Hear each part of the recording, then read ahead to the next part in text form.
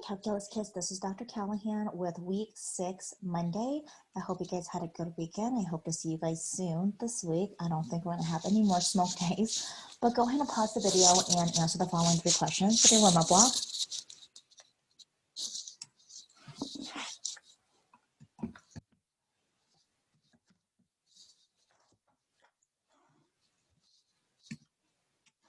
All right, let's go and take a look at this question right here. This is one of the questions we talked about when it comes to finding limits with trig limits.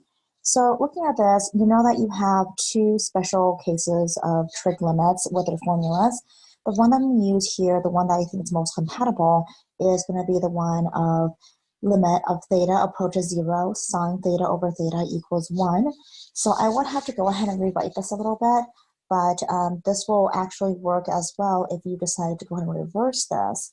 So you have a theta over sine theta. That will equal 1 as well. Well, looking in the numerator, I see I have a 4x that I can go ahead and possibly factor out, which result in 1 plus cosine 4x left inside the parenthesis as a remaining factor. And then from there, I can see that if I have the 4x with a sine 4x, that will actually meet the criteria of a theta over sine theta. So what I want to do is I want to split this fraction into 2 separate fractions. So I have 2 limits. First limit as x equals to 0 with 4x over sine 4x times the second limit as x approaches 0 with the remaining factors on top, 1 plus cosine 4x over cosine 4x. Well, the first part of this, I know I set it up deliberately, so this will just result in 1. Now with the second one, it'll be fine because direct substitution of a cosine 0 equals 1. So it's not going to result in undefined. So then this part will just become a 1. And up here, cosine 0 becomes a 1. So essentially you have a 1 plus 1 in the numerator divided by 1. So you have 1 times 2 divided by 1, which is just going to give you a 2.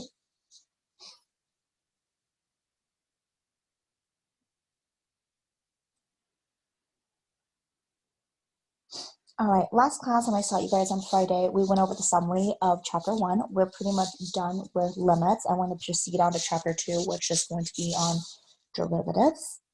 So I'm going to give you guys the answers of the review. So go ahead and take a look at them.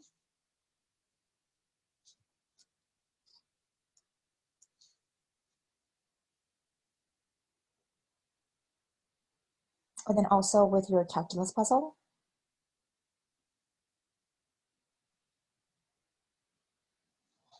I'm going to go ahead and take a look over here because I gave you a review, but also the answers were provided for you.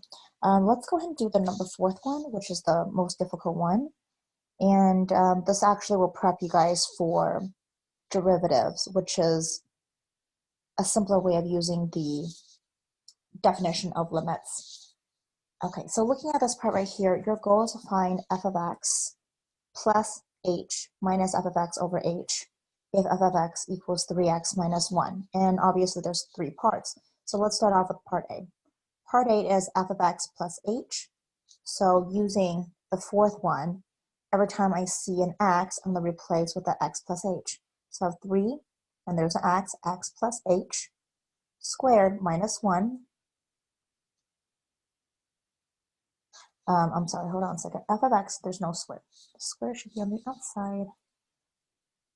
Okay, here we go. Squared.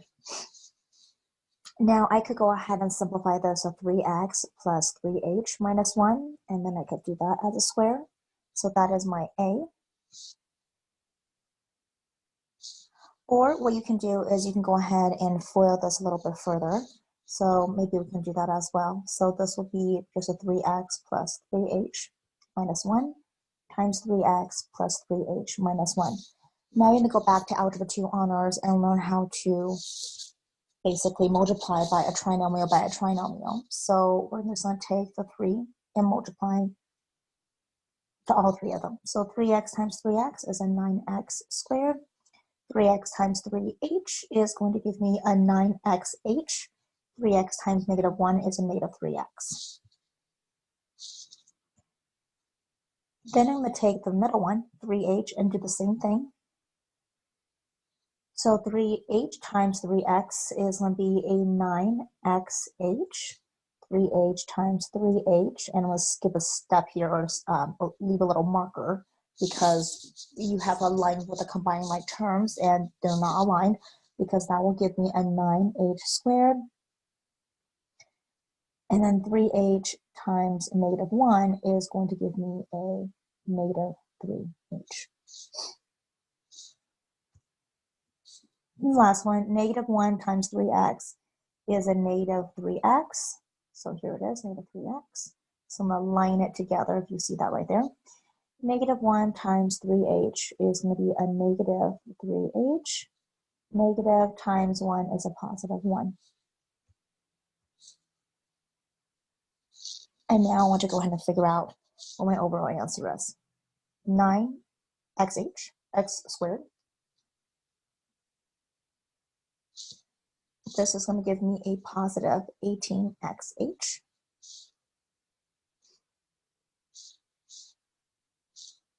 This part is going to be a negative 6x plus 9h minus 6h plus 1.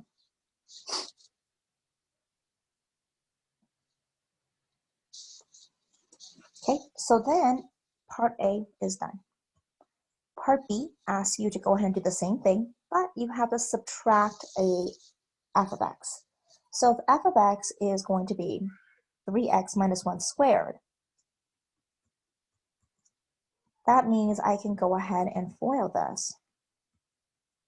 So I will have to do FOIL, so FOIL. First is going to give me a 9x squared. Outer is going to be a negative 3x. Inner is a negative 3x. And last is a positive 1. So if I go ahead and combine the outer and inner, that's going to give me a 9x squared minus 6x plus 1. Well, I want a minus version of that, a negative version. So then I just change the signs to a negative, positive, negative. So what I'm going to do here is I'm going to tackle it down over here, minus 9x squared. So I'm going to move it over here, minus 6x, and I'm going to align it so combined like term will be a lot easier. Or, excuse me, positive, plus, we got the plus, and a minus 1. So from here, I can see that the 9x squared cancels out, the negative 6 cancels out, positive 1 cancels out. So then I bring down my answer, which is 18xh minus 9h squared, or plus 9h squared, minus 6h. So B is done. Next, we're moving on to C. The only difference is that there is a divided by h. So I'm going to put this over a divided by h. And guess what? You actually have an h in all 3 of these factors here. So you can go ahead and factor that out. So if I take out the h, inside the parenthesis will be 18x plus 9h minus 6. Cancel that out. And you're left with 18x plus 9h minus 6. And this is your answer. All right, so let's go ahead and move on forward.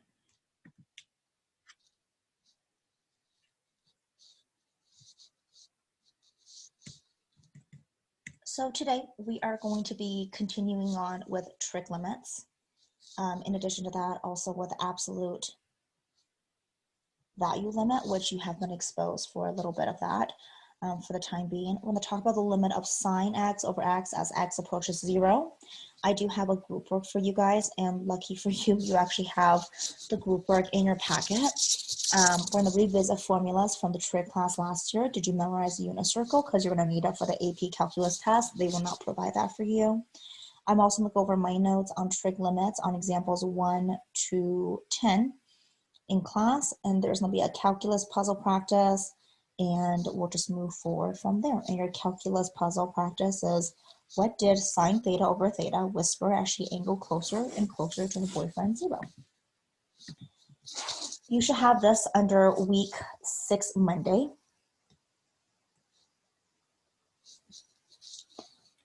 If you have not received the packet yet, you have a copy of it in front of you. You're welcome to show the work on a separate piece of paper. Normally, I would have passed it out either last Thursday or Friday, but given the fact that we didn't see each other that week because of virtual learning due to the smoke, you can just go ahead and proceed forward with us. And then I will give you a copy when I see you guys on Monday or Tuesday. And you can continue showing on your work on a separate piece of paper. You don't need to print anything out if you don't have it. That's totally fine. This is going to be your group work right here.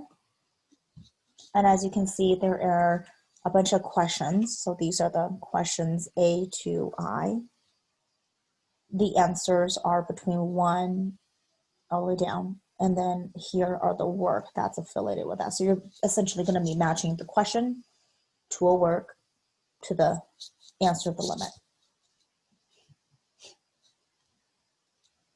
I did include a formula here of several theorems and formulas you will need when it comes to transferring and manipulating trig functions.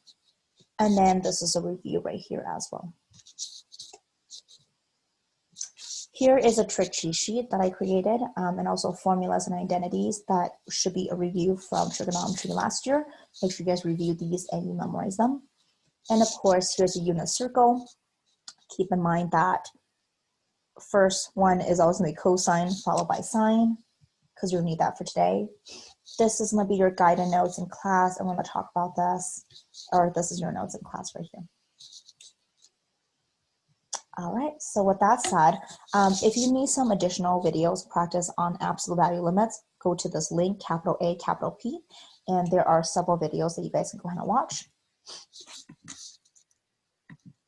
Okay, before we move on to today's notes, I want you guys to go ahead and get started with the group work that you're going to be doing. So go ahead and turn over to this page right here. Now you have a bunch of squares cut up, or in your case, it's not cut up. So what you're going to do is with these letters and numbers, there are 27 different cards. And from those 27 different cards, there are 9 problems, and they're A, B, C, D, E, F, G, H, I. You're going to match question A with another card that shows the word that matches A, and you're going to match the work to the answer of A. And there are 9 problems, so 9 times 3 obviously is 27. So go ahead and pause the video and get started with that.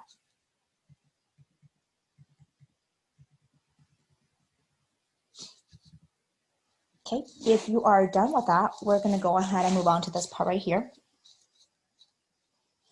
So this is your limit review, and there are several problems, obviously. It's a culmination of everything that we talked about in class. So pause the video, complete these questions. All right, I'm going to give you guys the answers so you can go ahead and check to see if you're getting them right. If you're not getting them right, take a look to see where your mistakes are. And you can pause the video for this one as well. And then here's the next one.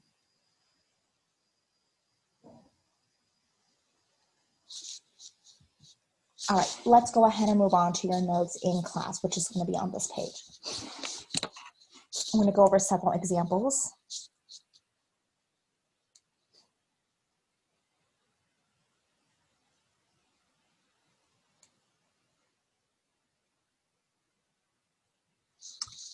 All right, let's go ahead and move on forward with this.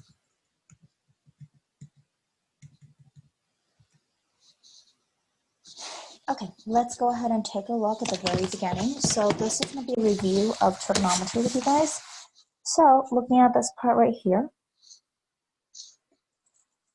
you have number 1. As you look at this, you should have the period for this as 2 pi over pi divided by 2, which is 4. If you're not sure about this, take a look at your unit circle. The amplitude is going to be 1 over 2. Next one, say the period amplitude of the function y equals tangent 2x minus 4. Your period should be a pi over 2. And your amplitude is going to be none. Number 3, complete the following identity. What's another way of rewriting 2 cosine theta? Well, one thing that you should have is cosine square theta minus sine square theta is equal to cosine 2 theta. Another one is 2 cosine square theta minus 1. And another one for that is 1 minus 2 sine square theta. I would suggest that you refer to the Trig cheat sheet that I have on your guided notes to make sure you memorize these. All right, let's take a look at question number 4. So we want to solve for the equation of 2 cosine theta plus 2 cosine theta equals negative 1 if it is between 0 to 2 pi, so essentially the entire unit circle. So to do that, remember, you want to go ahead and solve it so that your goal is to get cosine theta equal to something, because then you're going to refer to unit circle. And with the unit circle, remember, cosine comes first, followed by sine. And you're going to match that from the unit circle. So looking at this right here, another way of writing 2 cosine 2 theta is going to be 2 cosine square theta minus 1. And then don't forget, last part, plus 2 cosine theta equals negative 1. Then I can go ahead and maybe combine a few things here because our goal is to get cosine square theta. So I have no use for the negative 1. So I'm going to add the negative 1 or positive 1 on both sides. So I have 2 cosine square theta plus 2 cosine theta equals 0. Well, what can I do here? I can factor some things out. I can factor out a 2 cosine theta, and inside my parenthesis, I will have a cosine theta plus 1 equals 0. Well, going back to algebra 1, if you factor something, you can always set the 2 different factors equal to 0. So I'm just going to go ahead and split this. My first one is going to be 2 cosine theta equals 0. And then we'll have another cosine theta plus 1 equals 0. Divide up by the 2. Cosine theta is going to equal to 0. Minus the 1 on both sides, cosine theta equals negative 1. So what you're going to do is you are going to go to the unit circle and look at cosine theta when it's 1 and cosine theta when it's negative 1.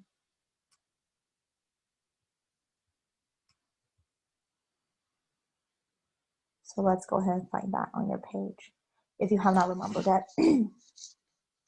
So looking at cosine theta when it equals 0, remember cosine comes first, so we're only interested in looking at the first number. So when is cosine going to be 0? Well, I see the 0 right here, so it's going to be at pi over 2.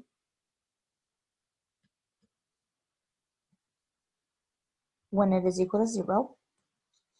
And then also down over here, so you're going to have pi over 2 and 3 pi over 2 as your answer.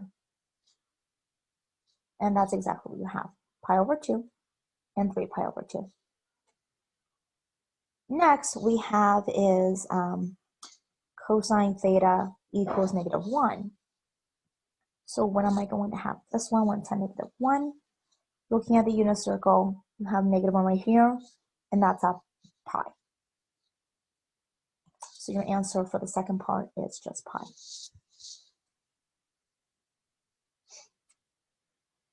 All right, let's go ahead and go on to this part. These are the 3 important trig theorems. We're going to be using these for the next few examples. Let's start off with something fairly simple for the beginning. So looking at this part right here, you have limit as x approach 4 for tangent pi x over 3. So let's just do direct substitution, which is going to give you a tan 4 pi over 3. Well, unfortunately, I cannot apply this to either 1, 2, or 3. So which one do you think is the closest that you're going to probably apply this one to? Probably this one, but you're going to have to rewrite the tangent. So I can go ahead and write sine 4 pi over 3 divided by cosine 4 pi over 3, because as you guys remember from trigonometry, tan theta is the same thing as sine theta over cosine theta. So in this class, we were going to have to kind of manipulate this and rewrite a lot of things over and over again. So do get in the habit of doing that. Now that I have this in sine 4 pi over theta, go back to the inner circle. What is this going to give you? So now we're looking at the second part of this. So negative 3 pi, or excuse me, negative 4 pi over 3. 4 pi over 3 is going to give you a 3 pi or a negative 3 pi over 2. Right here. Negative 3 pi over 2, and that's going to be sine. And the next one, you have 4 pi over 3, which is going to give you a cosine of negative 1 over 2. So we're going to go ahead and rewrite this as a negative square root of 3 over 2 divided by a negative 1 over 2. Now, when you have a fraction with a fraction, it just looks really complicated. So let's go ahead and rewrite it as a negative square root of 3 over 2 times, if I do the reciprocal, a negative 2 over 1. This cancels, and you have a negative 1. Double negative gives you a positive, and your answer is just a square root over 3. For number 6, you have sine 4x over 9x. Cannot do direct substitution because you will have a 0 in the denominator. So it's important that we use the trig function for this. So I'm going to have you guys go ahead and take a look at this one. And if you look at it, if you have x and x right there, there's nothing really algebraically I can do to go ahead and eliminate this. You could, however, do a chart, or if you have a graphing device, you can go and graph this. But either way, it's going to result in a 0 in the denominator. So it's important that we have these trig theorems, because if you look over here, it says sine ax over bx, both of them have the x, is going to equal to a over b. So in this case, it's just a 4 over 9. So pretty simple for the most part, but you can also do a chart and go 0.01, 0.001, 0.0001, and you should get something that's close to 4 over 9 as well. Okay, number 7.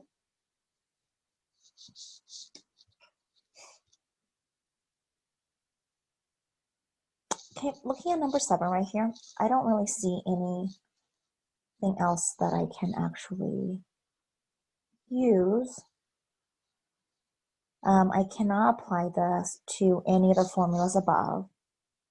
And I cannot use direct substitution because that will give me a 0 in the denominator.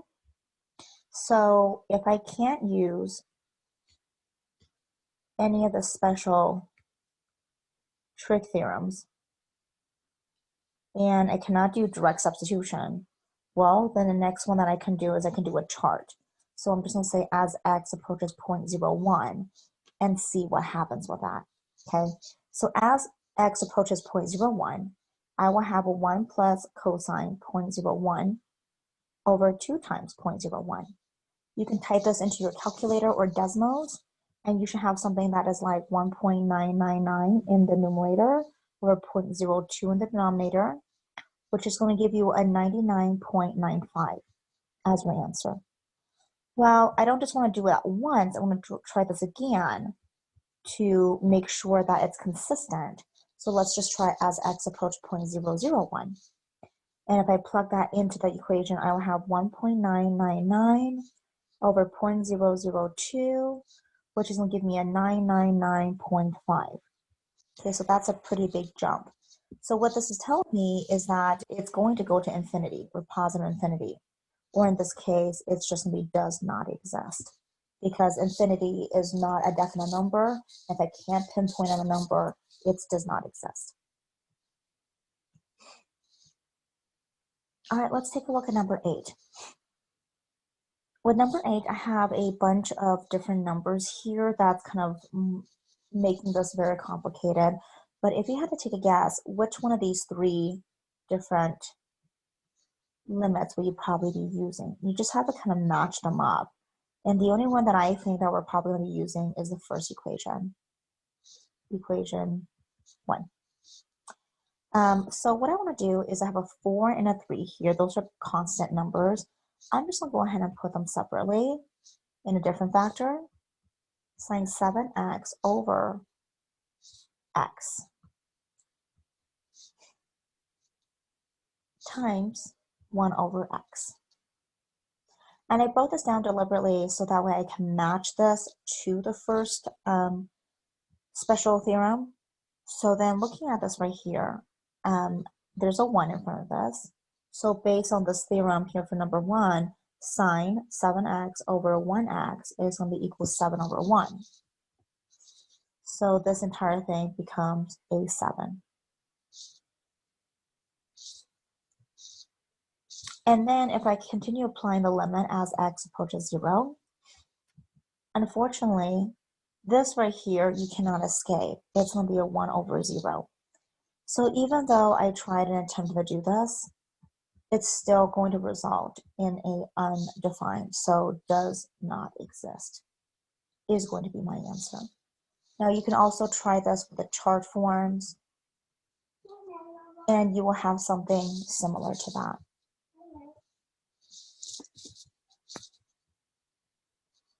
All right, let's take a look at number 9. With number 9, you probably will have to rewrite the tangent. So let's go ahead and do that. Well, you can also try direct substitution, and we know it doesn't exist, so we're going to have to do something else. So sine x over cosine x divided by x, which is the same thing as saying sine x over cosine x times x. This x essentially just come here. So let's try to see which of these I'm going to be using. I'm probably going to be using equation 1 again. So I want to rewrite this so my equation matches that. And I can say that as my limit, x approaches 0. The first part of this is going to give me just a 1 over 1, which is just 1. And then here, as I apply the limit, as x approaches 0, it's going to give me a cosine of 0, so this entire thing just become a 1 over 1. So what is my answer then? It's just 1.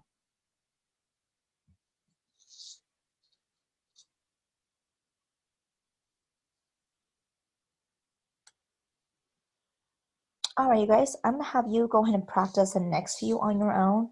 The answer for number 10 is going to be 0. And go ahead and practice on number 11, 12, 13, and 14 as well.